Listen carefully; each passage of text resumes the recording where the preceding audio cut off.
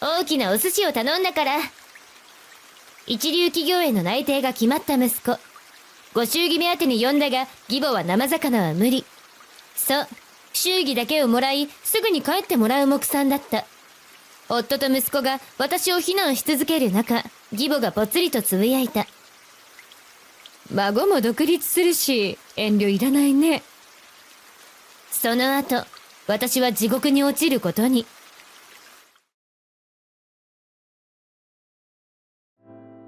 私の名前は神谷かなえ。46歳の専業主婦だ。私には2歳年上の夫がいる。だが、本当にどうしようもない男で、中小企業に勤めているものの、全く出世もせず、何かあれば、すぐに義母に助けを求める始末。こんなマザコン気質の男と、なぜ結婚したのか、今となっては謎だ。結婚した当初の私は、自分の目が曇っていたとしか思えない。そんなわけで、私は夫には完全に見切りをつけており、形式的な会話しかすることはない。ただ、毎月お金を運んできてくれる ATM だと思えば、なんとか一緒に暮らすことに耐えられた。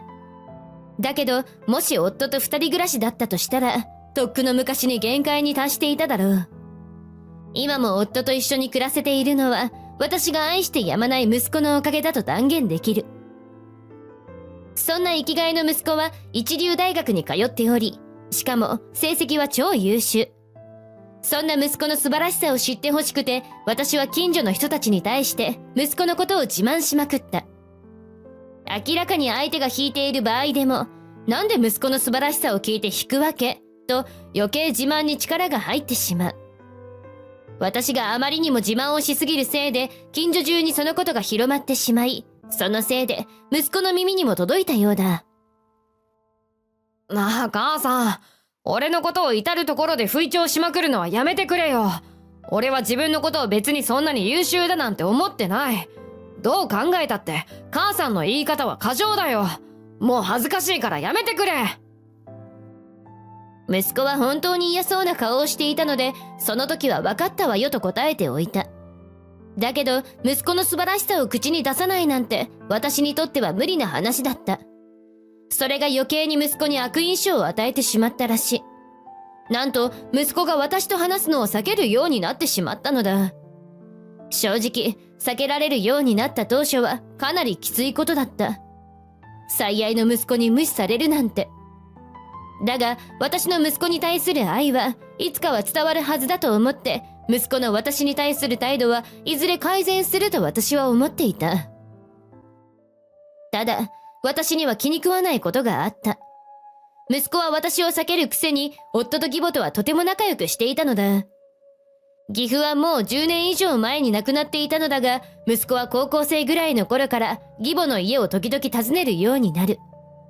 そのこと自体は、なんて優しい子なんだろう、と私は感激したほどだ。だが、未だに義母の家に行き、宿泊さえすることに関しては、私は怒りが止まらなかった。もう義父も亡くなって随分経つし、わざわざ泊まってくることはないだろうと。私はまるで息子が義母に取られたような気分になり、嫉妬の炎がメラメラと燃え上がった。しかしながら、ただでさえ息子のことを自慢しすぎた件で、息子からはほぼ無視されている状態。ここで義母の家に行くな、なんて言ったら、私は本気で息子から愛想をつかされてしまうだろう。そういうわけで、直接的に義母を攻撃するような真似はやめ、息子にバレないようにチクチクと反撃をすることにしたのだ。例えば、正月やお盆に義実家に戻る際に、小物を盗んだり、義母の食事にだけ、やたら塩辛くしたり、地味な嫌がらせを私は続けたのだ。それに対して、義母は私に全く何も言ってこない。私はその事実から、義母は私に文句も言えない気弱な人だと確信した。息子が泊まりに行ってますけど、ご迷惑をおかけしていませんか？もしご迷惑なら私から言って宿泊などしないように言いますけど、お母さんはどうやら気弱な人みたいだから言えないのなら私が言って差し上げますけど。私は散々舐めた口調で言ったのだが、義母はただ穏やかに笑うだけで、いや、来てくれてありがたいのよ、と言葉少なに語るだけだった。どうやら息子を義母の家に行かせたくないという真意が全く伝わっていないようで、私は本当に義母って鈍くてバカなんだなと心の中で大笑いしたのだった。それから月日が過ぎ、息子が一流企業に就職することが決定し、私は飛び上がって喜んだ。さすが私の息子だ。私や夫、義母なんかと違ってきっととてつもない大物になるだろう。私はすでにそんなことまで思っていた。ここで私は最高だと思えるアイデアが頭にポンと浮かび上がってきた。実は亡くなった義父はかなりの財産を築いており、義母はかなり悠々自適の生活を送っているのだ。私はそのことに対してもかなりの嫉妬を抱いていたのだが、息子がせっかく一流企業に就職が内定したのだから、それを餌にご祝儀ぐらいもらわなければと私は強く思ったのだった。そして私は早速自分のアイデアを実現するために義母に電話をかける。もしもし、もう知ってるかもしれないけど、息子が一流企業に就職内定したんですよ。それでなんですけど、お母さんも一緒にどうかなと思って。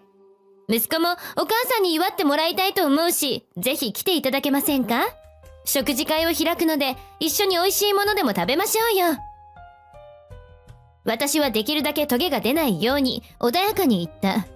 それはまだ知らなかったわ。それは本当にめでたいわね。私も孫を祝いたいので、ぜひ家に出向かせてもらうから。だが私は義母と一緒に食事なんか取りたくなかった。だから私は義母の気分が悪くなるような義母が大嫌いな食べ物を用意することにする。つまりご祝儀をいただいたらすぐに義母にはお帰りいただこうって思ったわけだ。夫や息子はまだ帰ってきていなかったため、私の裁量で好きなものを注文することができる。そして私は義母が全く食べられない豪華な出前を取ることにしたのだった。それから30分ほどして夫、息子、義母が一緒になってやってきた。どうやら帰宅する途中で偶然出会ったらしい。私は満面の笑みを浮かべながら食卓に置いてある寿司を指さして言った。今日はみんなが大好きなお寿司を頼んだから、もう特上のものすごく高級なものよ。3人とも確か大好物だったわよね。それじゃあ早く一緒に食べましょうよ。お腹空いちゃった。私はスキップをするような感じで食卓に向かったが、3人は完全にフリーズしていた。沈黙が続く中、初めに言葉を発したのは息子だった。母さん、おばあちゃんは生魚だけは無理ってずーっと言っていたじゃないか。それをわざわざ今ここに出してくるってどういうことだよ。それに続いてマザコン夫も続く。嫌がらせ以外の何者でもないな。お前、自分のやっていることが恥ずかしくないのか。義母は無感情で寿司を眺めていたが、私はさらに愛想よくして「ああ、そうだったかしら」とわざとらしく言った。そして寿司のネタだけを箸でどけて、シャリの塊を皿に5つほど乗せて義母の前に置く。お母さん、生魚は避けておきました。これなら食べられるでしょ。さあ、今日は盛大に息子を祝いましょうよ。しかしながら夫と息子の怒りは収まらず、頭がおかしいんじゃないのと散々わめき散らしていた。無知っていうのは本当に哀れなものね。私は全く引く気はなかった。なんで息子を盛大にお祝いする会で義母と仲良くご飯など食べなければならないのだ。義母は完全に沈黙し、夫と息子はギャーギャーと騒いでいたが、今の私にはそんなもの全く問題ではなかった。このお寿司はかなりの金額なので、今更他のものを頼むなんて無理ですよ。もしシャリだけを食べるのが嫌だったらご祝儀を置いて帰ってもらえますか？確かに嫌いなものを食べるなんて嫌ですものね。忘れていた私が悪いのは認めますが、今日はもう帰った方がいいかもしれません。私は感情を出さないように何とか我慢していたが、知らず知らずのうちに私は笑いをこぼしていたらしい。私が含み笑いをしながら要約すると、ご祝儀を置いて帰れという発言を聞いて、夫と息子は本気で呆れてしまったというように完全に黙ってしまった。義母の方を伺うとずっとうつむいたままで全く身動きもしない。私はとうとう義母に仕返しができたとかなりテンションが上がってしまい、あはははと心から笑いが出てしまった。ずっとこのような状態を私は思い描いてきたのだ。ここで笑いが出るのも仕方がないではないか。私が笑い続けている間も、義母はずっと黙っていたのだが、しばらくしてぽつりとつぶやいた。孫も独立するし、遠慮いらないね。私は義母が言った遠慮いらないねという言葉の意味がわからなかった。一体今まで何か遠慮でもしていたというのだろうか。どうせただの負け惜しみなのだろう。義母はそれだけ言うと何も言わずに家を出て行った。私は勝ったと思った。これで完全に邪魔者がいなくなり、親子水入らずで息子のお祝いをすることができる。できることならマザコンの夫は消えてほしかったが、そう多くを望むべきでもないだろう。どうやらお母さんは気分でも悪くなったみたいね。いない人のことは忘れましょうよ。せっかくのお祝いなんだから早く食べることにしましょう。さあ、早くお祝いを始めましょうよ。私はウキウキな気分で椅子に座りながら、夫と息子にも座るように勧めた。だけど、夫と息子は気まずそうな顔をしたまま、椅子に座ろうとしない。私は、どうしたのと言い、満面の笑みを浮かべながら、再度、椅子に座るように促した。でも、それでも二人は突っ立ったまま、全く動こうとしない。私はじれったくなって、椅子から立ち上がろうとした時に、ものすごい破裂音のような叫び声が耳に突き刺さった。ふざけるなよ。何一人でご機嫌になってやがるんだ。ばあちゃんにあんな嫌な思いさせといて、なんでそんな笑顔でいることができるんだよ。どういう頭の構造してやがるんだ。脳外科に行って頭かっさばいてもらって見てもらえよ。頭のおかしさの原因がわかるだろうよ。そんなに食べたいなら勝手に一人で食ってろ。私に対して息子が文句を言うことは割とあったが、ここまで大爆発したことは初めてだった。私は呆然としたまま息子の顔を見ていたが、私を汚いものを見るように睨みつけた後、息子は家から出て行ってしまった。私は息子をこんなにも愛しているのになぜそれが伝わらないのだろう。今まで息子には感じなかった怒りと呼べそうな感情がムクムクと湧いてくるのが分かった。そして私はハッとしてしまった。もしかしたら息子は義母のところへ向かったのではないだろうか。私はいても立ってもいられなくなり、立ち上がろうとすると、夫から声をかけられた。お前、自分がとんでもないことをしたって、どうやら分かっていないみたいだな。お前のせいで俺たちはまともに生活できなくなるかもしれん。まったく、なんてことをしてくれたんだよ。意味不明なことを言われ、私はさらにイラつきが止まらなくなった。生活できなくなる？義母が私たち家族を潰すとでも言うのだろうか。そんな力あるはずがない。いくらお金をたくさん持っているとしても、私たちは自分たちだけの稼ぎで生活しているのだ。私が語気を荒げて、夫にそのことについて話すと、話にならんと首を振りながら、夫もどこかに行ってしまった。私は振り上げた拳の置き場がわからず、とりあえず椅子に座った。部屋はとんでもなく静かで、食卓に並んでいる豪華な寿司が完全に場違いな気さえしてきた。私は一人で寿司を食べ始めた。今はわからなかったとしても、いずれは私の愛の大きさが息子に伝わると思いながら。それからも息子から無視される日々は続き、夫とも会話のない日々が続いた。でも私は全くへこたれる気はなかった。子供というものは大抵は反抗期というものがあるものだ。息子はもう一般的な反抗期と呼ばれる時期をとっくの昔に過ぎていたが、きっと何らかの理由で長引いているだけ。私はそういう意味ではかなりポジティブだと言えるだろう。だがある日、夫が真っ青な顔で家に帰ってきて、私に向かって叫んだ。やっぱりお前のせいでここで暮らせなくなったじゃないか。この責任をお前はどう取るつもりなんだ。いきなり喧嘩腰の夫に、私も瞬間湯沸かし器のように怒りを覚え、はぁ？意味がわかるように言えよと応戦してしまった。このマンションの所有者はおふくろなんだよ。俺たちが家族だから安い家賃で借りられていたんだ。自分で言うのもあれだが、俺の安い給料でこんなところ借りられるわけがないだろうが。追い出されたらどうするつもりだよ。私はまさかの事実に完全にフリーズしてしまった。ここのマンションは義母の所有物？そんなの一言も聞いたことがない。私はうろたえながら、そんなのあんたが言わないのが悪いんでしょと夫に叫び返していたら、うるさいな、何をそんなに騒いでいるんだよと息子が帰ってきた。夫が事の顛末を息子に説明すると、息子はそんなことも知らなかったのかよと私にブチギレ。どうやら私だけが知らなかったらしいが、そんなこと聞いていないのにわかるわけがない。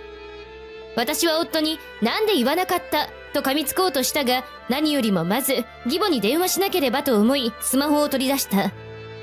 すぐに義母は電話に出たけど、その声は私が聞いたこともないような、まるで極道の女将のような迫力のある声で、私は一声聞いただけで気をされた。あんたが私に色々とやっていたことは知ってたよ。家のものを盗んだり、チクチク嫌味を言ったりしていたことも。だけど、まあ別にいいかと私は思っていたのよ。そのぐらい別に全然大したことでもないし、だけど、この前のあれはいただけないわね。あまりに露骨すぎて、私の寛容な心は一瞬で消え去ってしまった。あんた、あれをどういうつもりでやったか、今ここではっきり言ってみろ。義母のドスの効いたド迫力の声は、どうやらスピーカーフォンにしなくても夫や息子に届いているようで、二人はそれ見たことかという顔をしている。義母が本気で切れた時の恐ろしさをとっくの昔に知っていたのだろう。私は電話をしながら声に圧倒されて、無意識に土下座しながら話をしていた。勝手に口からすみませんすみませんと泣き声で謝ることしかできない。そして義母は許す条件をゆっくりした口調で話し始めた。夫と離婚して義母の前から消えたら、家賃を上げずに今まで通り息子たちと住ませてやると。ただ、もし離婚しなかった場合は、1ヶ月ごとに2倍にしていくと淡々と言い切る。息子だろうが孫だろうが、あんたが消えない限りそれを変更することはしないと断固とした口調で述べた。スピーカーから漏れ出た音声を聞いて、夫は今すぐに出て行け、離婚しろと叫び、息子は遅すぎたぐらいだよと小さくつぶやいたのだった。息子のために泣く泣く夫と離婚した私は、安いボロアパートを探し出し、現在はスーパーでパートとして働いている。